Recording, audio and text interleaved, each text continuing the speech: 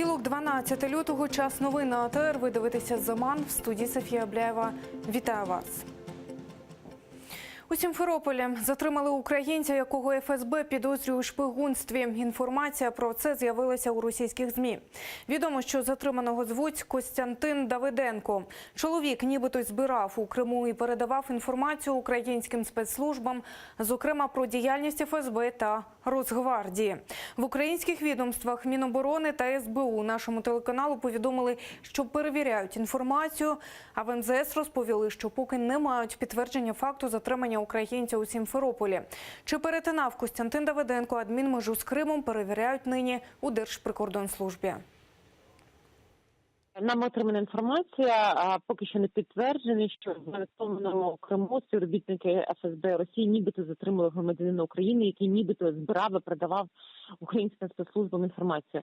А поки що ця інформація не є підтверджена, ми зі свого боку, як зовнішньополітичне відомство, перевіряємо цю інформацію разом з іншими компетентними органами України.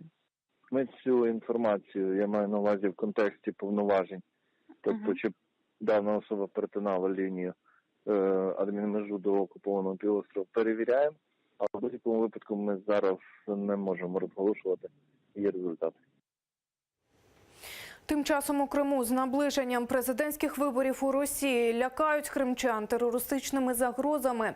Терористи нібито мають намір зірвати вибори. Про це заявив окупаційний очільник Криму Сергій Аксьонов. Через нібито терористичні загрози окупанти вирішили посилити охорону не лише на виборчих дільницях, але й на території всього Криму і навіть на адмінмежі з материковою Україною. Мовляв, саме звідти приїдуть терористи.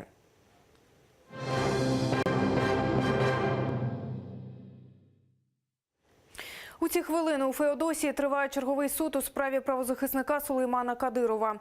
Його окупанти звинувачують у сепаратизмі та замаху на територіальну цілісність Росії. У жовтні 2016-го до будинку Сулеймана Кадирова увірвалися силовики з обшуком. Пізніше проти кримського татарина сфабрикували справу. І з кінця минулого року його судять. Член регіонального меджлісу у березні 2016 року у коментарі у Фейсбуці написав, що Крим – це Україна. Був, є і буде.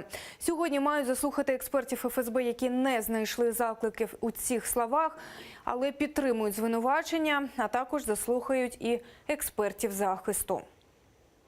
Эксперты ФСБ и эксперты предварительного следствия просто додумали свои выводы. То есть они не основывались на каких-то методиках. А федеральный закон об экспертной деятельности у нас говорит о том, что любое заключение эксперта должно быть верифицировано, то есть проверено. Ну, то есть, как арифметика, да? Так вот, исследовательская часть и выводы экспертиз, которые были на предварительном следствии, они абсолютно между собой не согласуются. Это просто додумки экспертов. С таким же успехом они могли додумать все, что угодно. Апеляційну скаргу учасника одиночного пікету Валерія Григоря підконтрольний Кремлю Верховний суд Криму розглянув без участі позивача та його захисника. Ще одну апеляційну скаргу у справі про участь у одиночному пікеті суд відхилив, залишив штраф у 10 тисяч рублів у силі. Сьогодні має відбутись розгляд ще третьої апеляції у цій справі. Окупаційний суд з кінця січня розглядає апеляції у справах про одиночні пікети і всі їх відхиляє. Лише двом кримчанам, так звані судді, зменшили розмір штрафу з 15 до 10 тисяч рублів. Близько 2 мільйонів рублів зібрали у Криму під час другого кримського марафону, що тривав з кінця грудня минулого року. Про це повідомляє громадське об'єднання «Кримська солідарність». Понад 100 тисяч кримських татар підтримали політв'язнів та оштрафованих громадських діячів. Торік, 14 жовтня, більше сотні кримських татар вийшли на одиночні пікети з плакатами «Кримські татари не терористи» і вимагали припинити репресії проти кримських татар. Згодом майже усіх учасників акції оштрафували на суми від 10 до 15 тисяч рублів. Загальна сума штрафів перевищила 1 мільйон рублів. На сегодняшний день только с Крыма собрана сумма в размере 2 миллионов рублей, что позволяет оплатить все сегодняшние штрафы. Разумеется, мы не питаем иллюзий, что репрессии и штрафы остановятся. Но мы увидели, что наш джемат, наш народ живой, и он готов отозваться на любые проблемы народа в Крыму. Мы хотим поблагодарить весь народ, всех тех, кто не был безразличен проблемам крымских татар и откликнулись на эту акцию.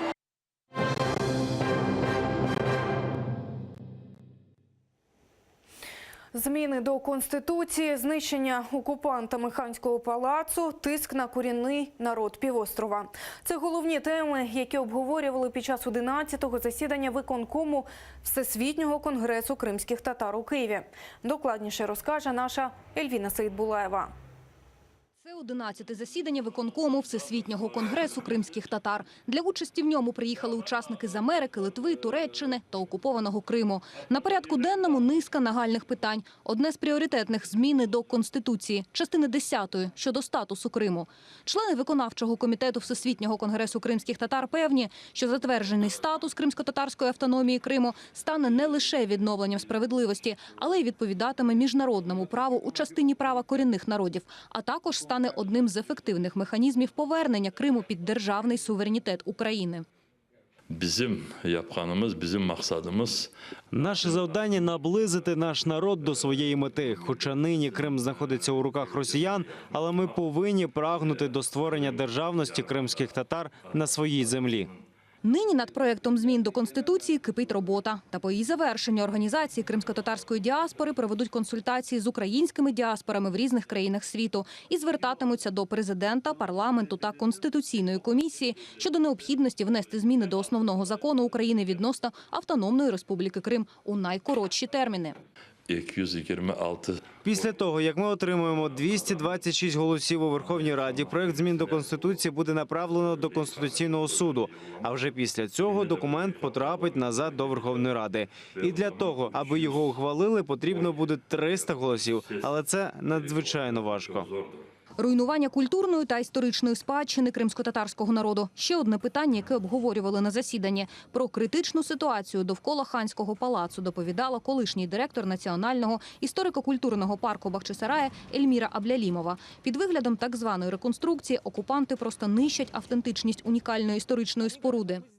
Заливается бетон, применяются современные материалы, применяется армирование, аутентичная, подлинная черепица, балки уничтожены, вывезены и не используются для дальнейшей реставрации. Поэтому то, что там происходит, это не реставрация, это ремонтные работы. Попри міжнародний розголос, зупинити знищення Ханського палацу не вдається. Окупанти ні на що не звертають уваги, і така ситуація викликає крайнє занепокоєння. Керівник стамбульського Дернеку Джелял Ічтен запропонував відправити до Криму групу експертів, щоб та зробила свій фаховий висновок, до якого дослухався б увесь світ.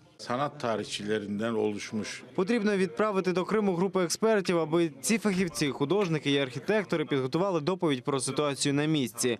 Ті матеріали, що є в Фейсбуці чи Твіттері, багато користі не принесуть. А от якщо буде підготовлена експертна доповідь, ми зможемо заявити на весь світ про цю проблему і, можливо, врятувати й інші пам'ятки Криму.